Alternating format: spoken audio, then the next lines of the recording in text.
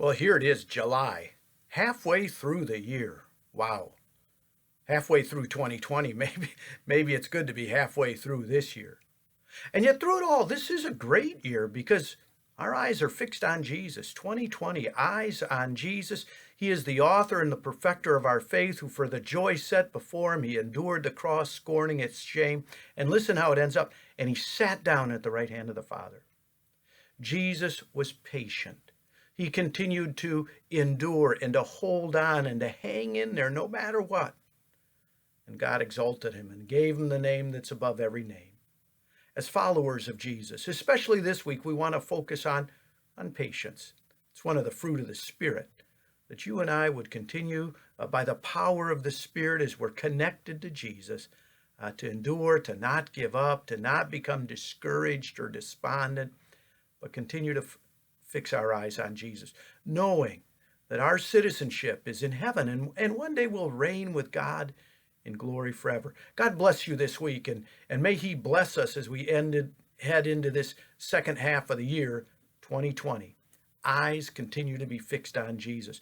In the little greeting for the beginning of this new week, I want to lift up a prayer point and a word of encouragement kind of point, and that's with the young people in the congregation. I'm concerned through all of this that we continue to keep our young people, our children and grandchildren, connected into the life of Jesus Christ, into the life of the church. We have become unglued from being together physically, and that being together physically is a glue that keeps people connected to Jesus.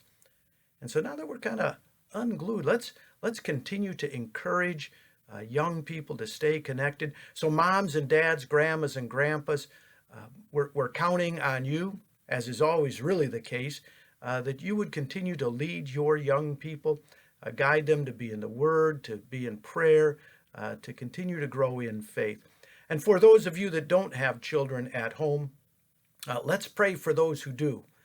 We want to make sure that this generation, maybe they'll call it the COVID generation, that this generation continues to focus on Jesus Christ. Hey, to that end, if you haven't had kids and grandkids and neighbor kids sign up for Vacation Bible School, make sure you go to our website. Now's the time to get them signed up for Vacation Bible School. During these Monday videos, I've been sharing different Bible readings that you might do, especially for those of you who don't have a regular schedule. I want to change it up a little bit this week. This verse is for everybody, whether you already have a Bible reading plan or not. I want to encourage you to do something different with a verse. I want to encourage you to memorize this. I want to encourage you to memorize Psalm 1. It's a great kind of refreshing psalm for these dog days of summer. Listen to what Psalm 1 says. It says, "Blessed is the man who does not walk in the counsel of the wicked, or stand in the way of sinners, or sit in the seat of scoffers.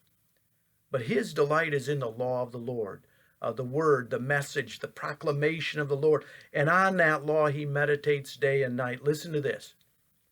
He's like a tree planted by streams of water that yields its fruit in season.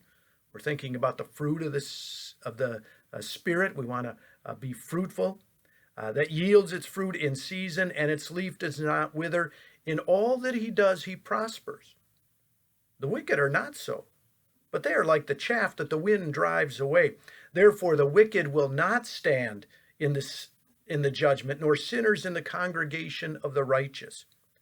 For the Lord knows the way of the righteous, but the way of the wicked will perish.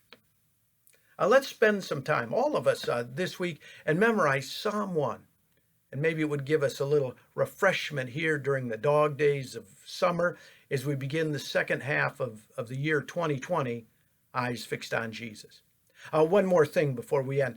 I have asked that we have our State of the Congregation report attached to this mailing. I think some of you missed that this last week, but I want to make sure that everybody sees what we've been reporting out about how God has been at work and the direction we think we'll be going in the life of our congregation.